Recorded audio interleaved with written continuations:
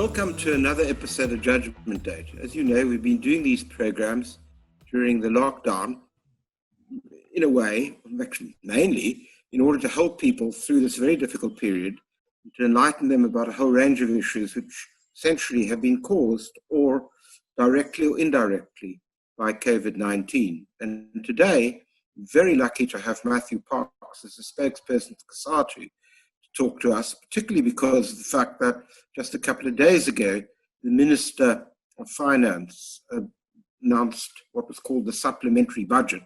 And one is particularly interested in trying to understand how Cosatu sees that, and indeed, perhaps more importantly, the reconstruction of South African economy as we move out of COVID. So thank you very much, Matthew. How do you people see the Minister's budget? I suspect not particularly well. No. Thank you for having me. I think we were quite disappointed on many fronts. I think we recognize that government is in a hell of a crisis. We've never had a supplementary budget in 26 years of democracy. And it's not just as South Africa who is in a crisis economically, on the health front, but I think we expected much more. What we saw basically was the economic relief measures that the president had announced more than a month ago, which we have supported. We supported them on the basis that those were to get us to get us through this COVID-19 lockdown, the immediate crisis. We didn't see anything in it which is going to take us out of the crisis longer term. You will remember that even before Corona came and just caused chaos for us, we were already in a recession. We already had 40% unemployment. We expected a stimulus plan. The president has talked extensively and very progressively about a 1 trillion stimulus plan, which we support. He had said that anything less than that is not going to do the job. We didn't get any new measures announced by the minister. We don't see what is going to take us out of the recession. We don't see what is going to grow jobs. So I think for us, that was the biggest crisis. We really wanted to see a stimulus plan which will say specifically how we're going to grow the economy, how we're going to grow different sectors, what kind of support we can give to employers, to businesses to save jobs. We expected kind of conditions attached to companies which receive funding to say you will receive this funding if you save your workers' jobs. We'll incentivize this funding if you create new jobs. We didn't see that. We lose about 10% of our budget every year, according to the Auditor General, to corruption and wasteful expenditure. That's 150 billion rand. We don't expect it to be solved overnight. We don't believe in miracles, but at least the government can say we've managed to save this much money. We've managed to hold so many people to account. We've managed to put so many people in prison. We didn't see that. What we saw was government focusing on the public service wage bill, and we think it's not done in a very genuine manner. We don't want to see government collapse. We're very sensitive to the fiscal pressures, the debt crisis, the deficit crisis. We don't think we can spend our way out of the crisis. But I think for us, the discourse on the public service wage bill is to say public servants are the cause of the state crisis, not corruption, wasteful expenditure. The public servants are the cause of the economic crisis, not the recession and declining revenues. The public service wage bill has been stable at 35% of the budget since 2009. This is according to Treasury's figures. In 1994, we had 1 million public servants when Judge Dennis didn't have grey hairs. We had 34 million South Africans then. Yeah. Today, we have 57 million South Africans and 1.2 million public servants. So the headcount per ratio is decreasing. 100,000 posts are vacant. Yet we are blaming public servants. What made it also difficult for us is that we had a signed 3-year wage agreement, the lowest in many years. It is inflation plus 1, inflation plus 0.5, or inflation plus 0, according to a sliding scale. If government come to us in October last year and said, let's negotiate, we're in a very difficult space. We think we could have been able to find each other in a win-win scenario. They didn't do that. Instead, they announced a day before the budget speech in February, they're pulling out. And they said, we're going to offer you a 0% increase this year, which will mean that public servants basically take a 5 or 4% salary cut because inflation erodes your wages. We've made proposals for the next 3-year wage agreement where we think we can help government save the equivalent amount of money because inflation has gone from 5.5% to 3.8%, which is an immediate saving of huge amounts for government because the wage bill is budgeted upon the inflation rate. But we think that, look, if you want to sell a compromise to a nurse earning 200,000 rand, She needs to hear that the Minister of Finance, who earns 2.4 million, is going to take a 25% salary cut. They need to see the management taking a freeze in public service. They need to see the 800 managers at ESCOM earning more than 2 million rand a year taking a cut. They need to see the CEO of Mgeni Water Board in Durban, who earns R1 million a month, taking a 75% wage cut. So they need to see the... Okay, carry on. Sorry, finish your sentence. Yeah, no, in fact, so look, so we're willing to find each other. I take the point. I want to come back to the public service wage bill in a moment, but let me ask you this.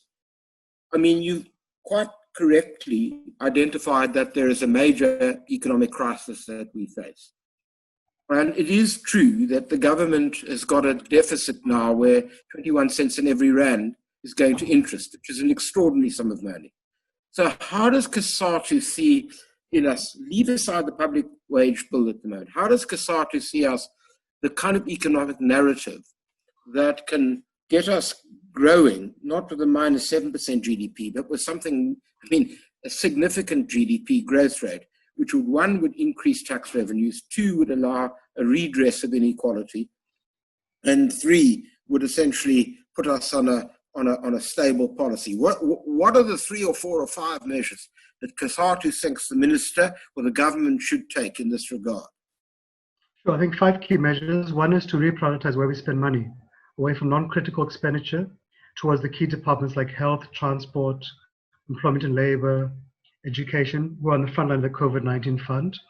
Second is a stimulus plan, which is going to grow the economy. People ask, where do you get the money from? Well, we think one is from reprioritizing. Two is, as the government has done, which we supported, tapping into international funding, be it the IMF, be it the African or the BRICS Bank. Third is plugging, and you would know much, much better than me, Judge Davis, the tax loopholes, making sure the rich pay their fair share. A simple, easy example, because we know you can't increase taxes too much now given the climate, but only 5% of our imports coming through our ports are inspected for customs duties. Get it to 100%. It's easy money. Where do you get the extra SARS inspectors from? The Defense Force. We have 16,000 personnel in the Defense Force. We are told are too many. Simply transfer them to SARS, let them inspect the customs and enforce it. That'll protect local industries, local jobs. It'll protect government investments in industry. It's a win-win thing. But also fix the loopholes in the tax regime, again, which Judge Davis, I think, would know more than me, to plug the loopholes.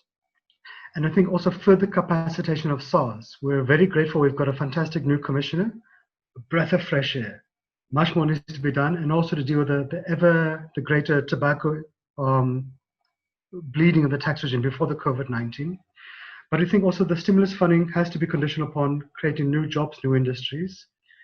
I think the other thing, and we know government has a limited financial capacity. The backlog is so great. It will never have enough money to address everything. The private sector has to play its role through impact investments. That's already provided for under Regulation 28 of the Pension Act, which says that you can have 10% of investments through alternate investments or impact investments. We think that needs to be geared towards infrastructure, but not just white elephants like soccer stadiums, but essential economic infrastructure which will grow the economy. If we can sort out our ports, which have a never-ending backlog of goods waiting to get out, that can grow agriculture and manufacturing. If you can sort out energy, you can assist companies and so forth. So can I just test that? Because I mean, I'll come back to the rest because it's all very interesting. So let's deal with the question of Regulation 28. Does that mean that you would want to have a prescribed asset system brought back into play, like the apartheid regime had? Doesn't make it bad, I mean, but they did. From 1956 to 1989, there was a prescribed asset regime in South Africa, 88, sorry. Look, we had lots of discussions around it. We've always supported prescribed assets as Cosatu. Business is not keen on it. We had a lot of discussions in NEDLAC with the president, with business around it. We are comfortable just simply to see the implementation of Regulation 28. It provides for 10%. That would mean, just for people who don't understand, like you and I, what you're saying is so that, in fact, this massive pot of funds can actually invest in infrastructure, infrastructural investment. Yeah, so we don't think there's any need to change any laws. Would you, I mean, again, I suppose it's like everything else. You're right, it can't be white elephants. Would you almost prescribe what it would be? Because, I mean, because the money is partly your own members' money, it's savings. Yeah. So, I mean, we were quite pleased actually by the positive response by the leadership of BUSA and NEDLAC towards implementing Regulation 28. They Right. don't want to give up prescribed assets, it's fine. We're saying we have an existing law. Currently, we've only implemented about 2% of the 10% that's allowed under Regulation 28. We don't even need to get to the full 10% at once. Can we just simply get to 4%, 5%? That would be an increase from 160 billion to 320 or 400 billion rand, which will make a huge difference. But we don't want it to be spread all over the show. We want to go to critical things like the ports, like rail, like energy, things which will immediately grow the economy. So If we can just sort of just to test that, so the ports are, because everybody knows notorious. I mean, we've got incredibly inefficient ports. Imports and exports can't get out of the country in the way they should. So you want investment to capacitate the ports, and I assume the same is true about transport. And would that be, I mean, both passenger transport and goods transporting, the whole lot? Exactly. If you sort out the ports, we can get our exports out faster. If we don't sort out the ports, we'll become vulnerable, won't be competitive, and we'll be flooded by cheap imports. For example, we'll lose our destination markets. We want to get workers on time to work, so we must sort of metro rail, because then companies can become more productive. They can achieve the production, workers won't lose their wages. If we can sort of Transnet, goods from the farms can get to the ports much faster. You can get goods off the roads. But also we must sort of Eskom, because Eskom, a lot of the, I think about 15 kilowatts of its generation capacity will come off grid in the next 10 years. Would you be in favor of significant greening of the economy? We would support it 200%. Why do you? Because my understanding is, Matthew, and you can help me here.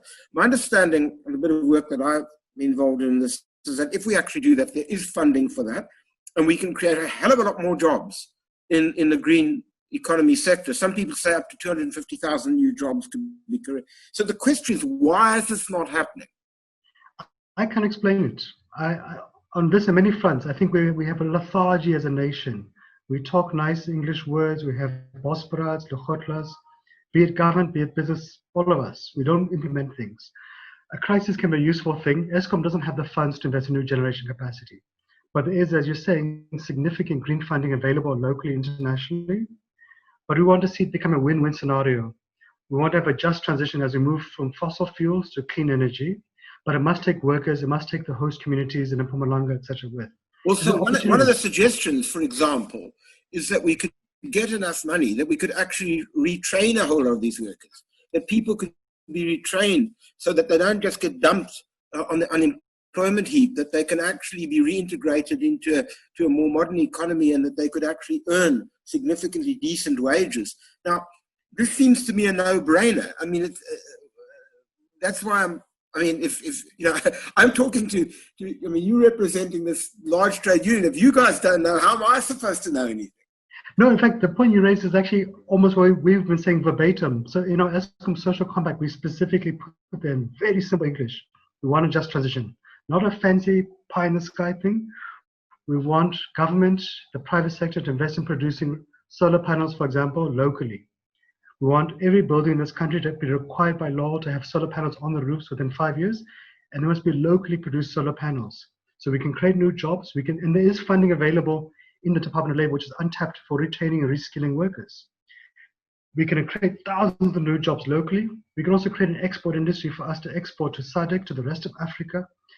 The solar panels we have now are from China. We lost local companies which can produce that. We can exceed our climate change targets easily. It's a no-brainer. But we have to get off our backsides as a nation and do these simple things, because workers are scared that they're going to lose jobs in the coal sector like we lost in the gold sector. And we have to take those workers, reskill them, and walk them across the road to a new factory and say, your future is safe, your family is safe. Because workers don't dream in Transkei, I want to be a mine worker. I want to go work 5 kilometers under the ground, get poison in my lungs, get injured. They just want a simple job, which is a decent wage, which they know they're safe for Christmas, to take care of the family and so forth. So I think these are huge opportunities. We should become a leading country in clean energy. We've got the sun for it. And part of the thing, I think, Judge Davis, is that we don't plan. So we have these fantastic solar panel farms in Northern Cape, fantastic. But we're leaving behind the communities in Hendrina and Mpumalanga who are scared for the future. What happens when my power station come to an end. And as long as those workers love coal energy, we were shocked that when workers want to get a job in Mpumalanga to work at Eskom coal plants, they are subject to a health test and they fail it because their lungs are so polluted because they live in that community. So we're double condemning people. So we just need to be proactive, and the opportunities are there. We might just get off our backsides and stop being a nation of lazy importers. Now, the thing that you're touching upon, Matthew, which I'm particularly intrigued with, is how do we then construct a social compact so that the kinds of things that you're talking about, I mean, if you were going to take those three priorities that you spoke about, I'm not suggesting there aren't others, clean energy, fixing up the ports, fixing up the transport system, how do we get, I mean, you guys sit at NEDLAC, why is it that we can't seem to have a social compact where we all say we're in serious trouble here, trouble of a kind that if we don't get this right, we could be a failed state? What is it that's holding us back from actually, I mean, what you're saying now, I suspect that many of the people listening would say, well, we right on, he's dead right. But somehow what is it about our society that is not being able to get that compact that is required if we are going to take this forward? I ask myself the same question often. It's inexplicable. The visions are there, the roadmap is there, the resources, the opportunities, the workforce, it's all there. We just have to move with speed. I think on a positive note, we're actually beginning to forge that kind of a social compact. We managed to, by and large, forge a social compact on the minimum wage. Took a bit of kicking and screaming. We moved a bit fast on the job summit, a bit more kicking and screaming to implement it, and some bottlenecks.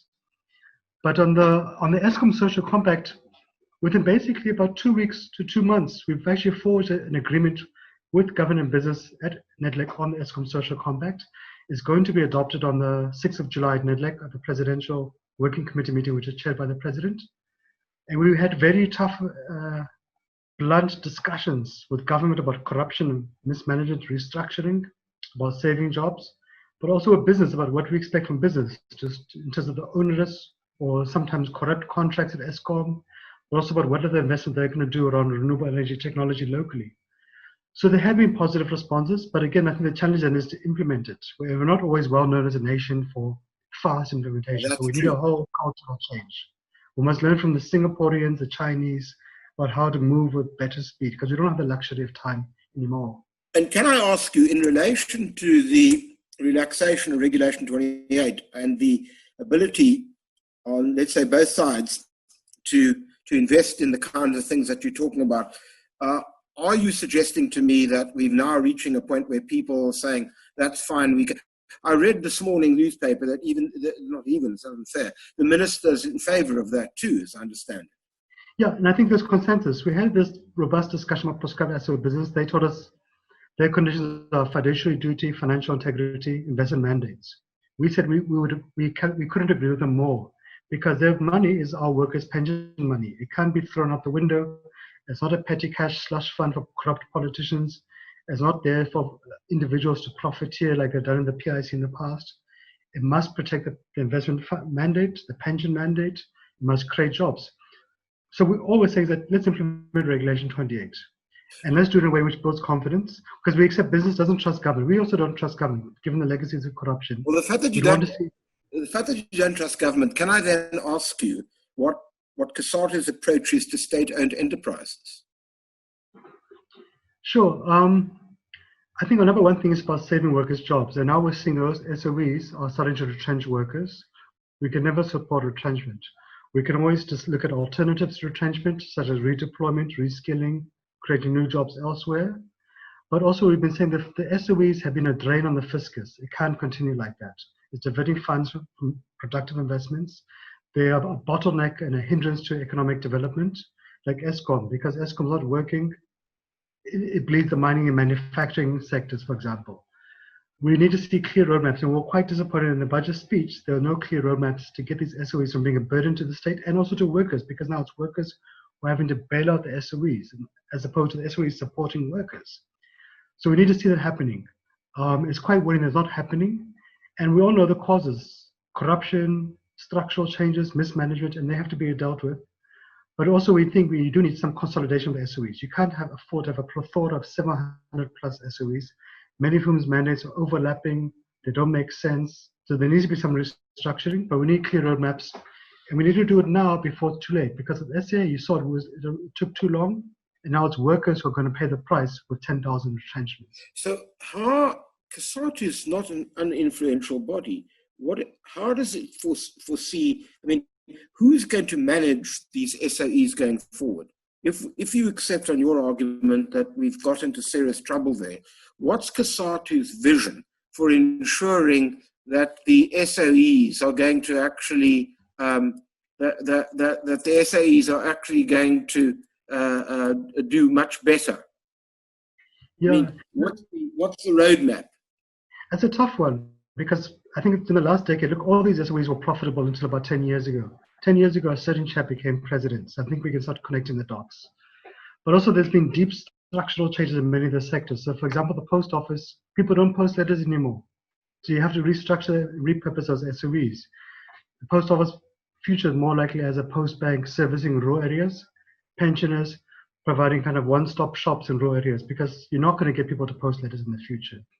ESCOM has to, for example, get involved in renewable energy or it will be left behind. SA has to have an equity partner or it won't be able to survive. So you have to have the restructuring. You have to deal with the corruption and the wasteful expenditure, which has been bleeding the SOEs. You must get management which knows what it's doing. You have people who run SAA who had no background in the aviation industry.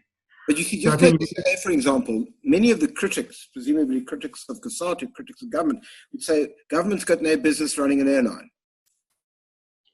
Sure, and it's a good question. We've also asked to what extent can we subsidize an airline given the price tag. So we've said in Cosatu we're willing to support if there's a clear roadmap for SA to be a functional, no longer to be a drain on the fiscus.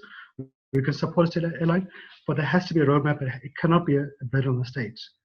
We accept there must be an equity partner, and we have to find some way of doing it.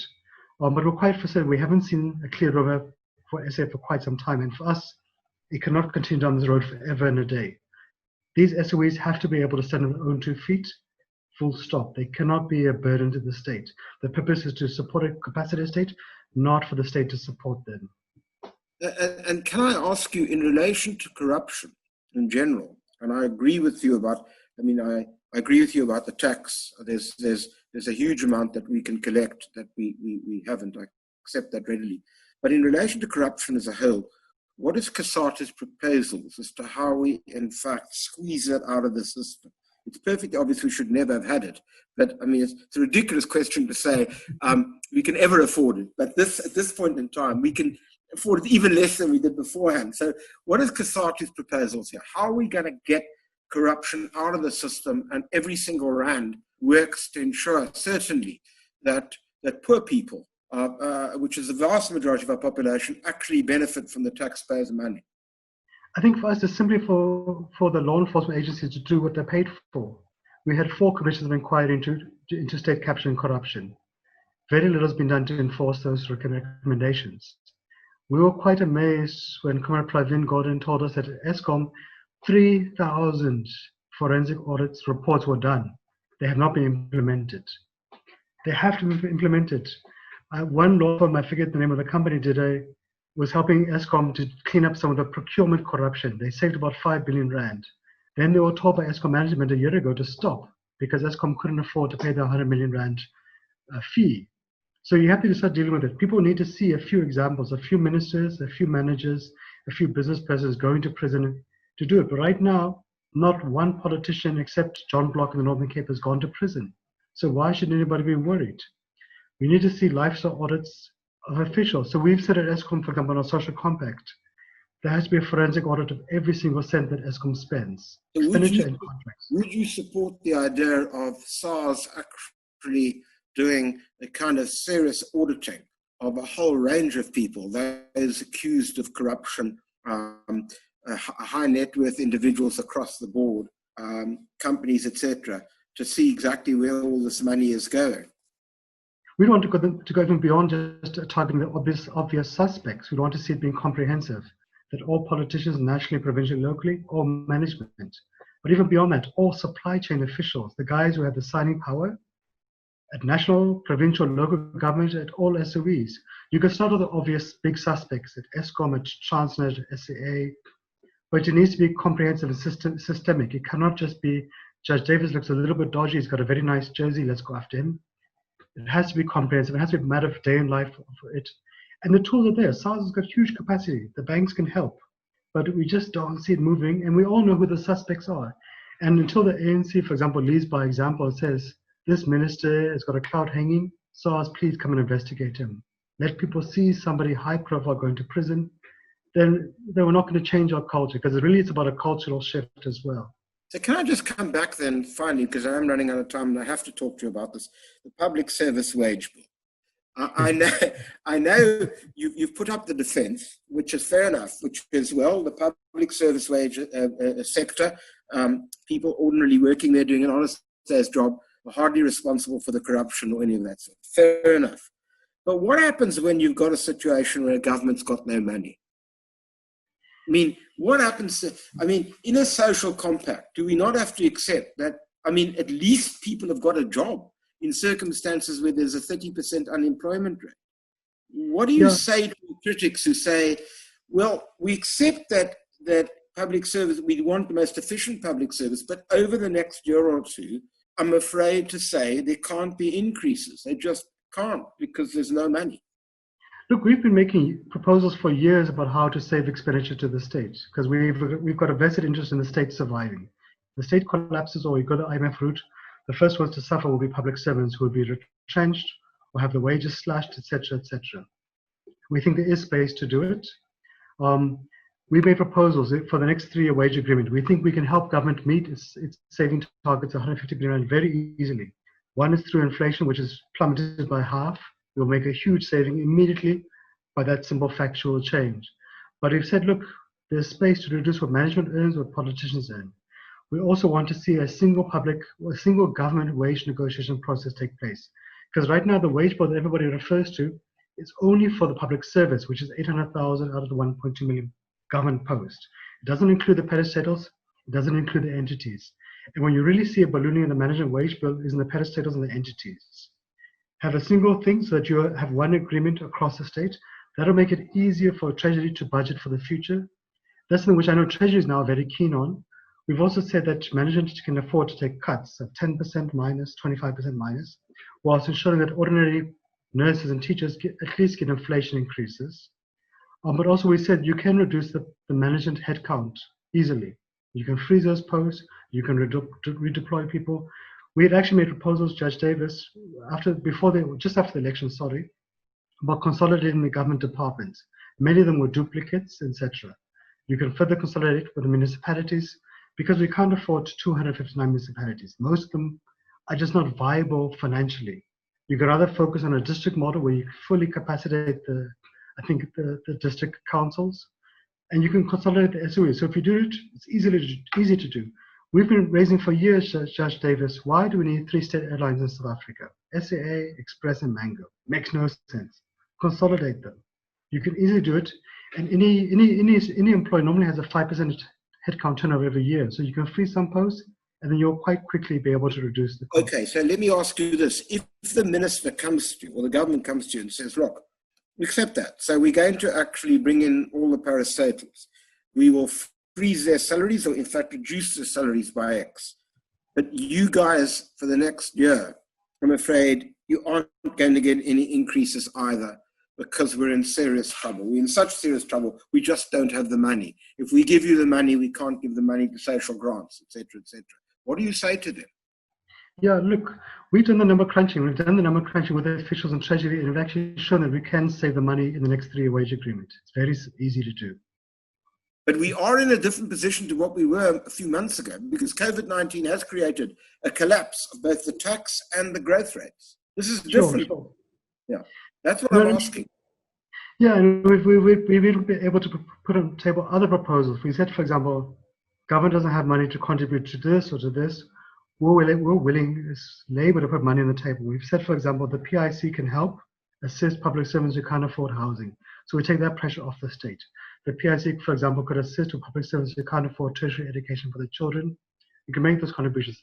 And it wouldn't be the first time. In I think it was in 1998, Madiba came to the unions and said, look, I can't afford your hike this year. We're in a crisis. We then reduced the GPF contribution of government to public servants from 15% to 13%. That was a gift, basically, from our side to government. And that was meant to just be for a few years and actually never was reversed. So we think there is space, even on that opportunity for government to reduce its expenditure by those kind of contributions, holidays, or reductions.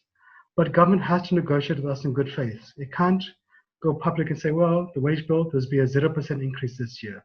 I understand that there's got to be good faith negotiations. But at the end of the day, the public as a whole, right across the board, obviously looking at this and will want to know, both from you and the government, well, what kind of contribution is now going to be made over the short run in order to stabilize the finances? There has to be a level of transparency here, even if there's good faith negotiation, surely. No, in fact, there's been actually... You're going to have to put up a plausible case, because you're also going to have to answer, just like we all will, to the 30% more of people who have got no jobs at all.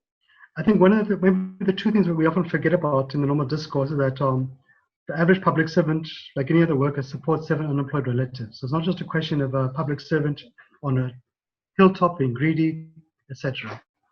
Average public servant wage is actually not that high. The nurse earns about 200,000 rand, the police officer earns 200,000 rand. But people also forget what a public servant actually is. So 70,000 are nurses, 20,000 are doctors, 200,000 are police officers, 70,000 are correctional service officers. They've been working throughout the COVID-19, whilst other people have been sitting at home. They've been hit heavily by the infection rate. The infection rate is actually alarmingly high, far above the ordinary population. They're now starting to die in significant numbers, and they're not being paid overtime, not being paid days allowance. They've been working to help protect the nation. And all we're simply saying, honor that commitment.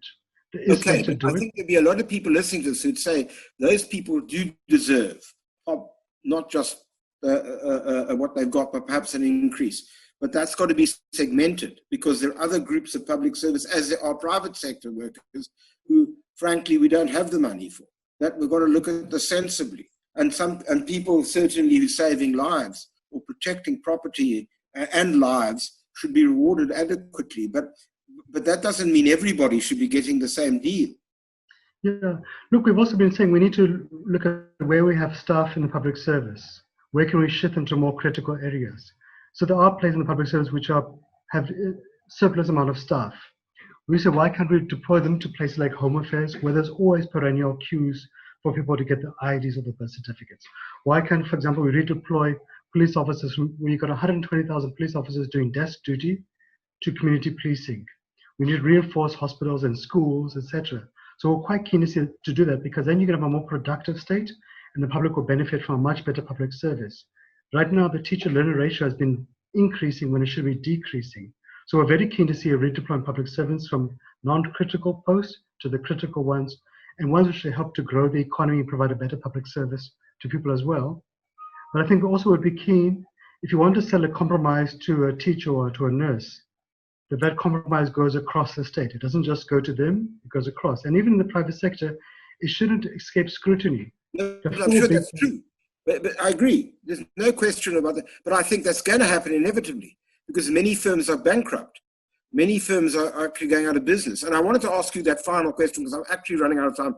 What is Cosatu's, all of these, Matthew, admit of longer conversations, which hopefully we can have another go at. But can I just ask you finally, what is Cosatu's attitude to the government, the regulatory system at the moment under COVID-19? Look, we supported it.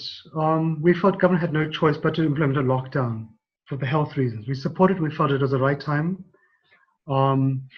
We've also supported government's effort to reopen the economy. We thought the lockdown was not a solution, but it was to buy government and to buy society time to prepare for this new battle. We've got no control over COVID.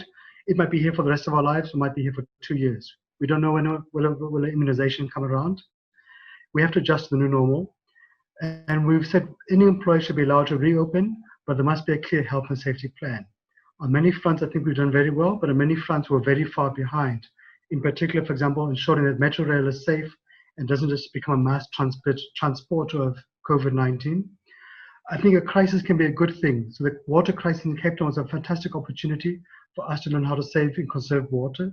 We're hoping this will help us to learn how to protect health, how to adjust to a new normal. If we're smart, it can be a fantastic opportunity. We can advance the digital economy. We can expand access to education by making digital learning a part of our life. If we are lazy and don't seize opportunities, we can pay a very painful health and economic crisis. So for us, we've been supporting government, but we've also been exposing where there are blunders, equally with business as well. Well, I'm sorry that I've run out of time, but I mean, this has been very helpful. I would imagine that many people listening to this are somewhat surprised by some of what you said, because I'd be curious as to, when I perhaps invite somebody from business to tell me where they disagree with you. But I think what is terribly important is that the kind of proposals that you're putting forward now, in a sense, are the ones that we need to actually have in the public domain to debate them, because where whatever people say, we are in a critical an inflection point where we really have to change our thinking if we're going to get out of the trouble that we're in. Thank you very much for your time, and we'll have you back to have a further conversation, perhaps before the lockdown is over. Matthew, thank you so much. Thank you, Judge.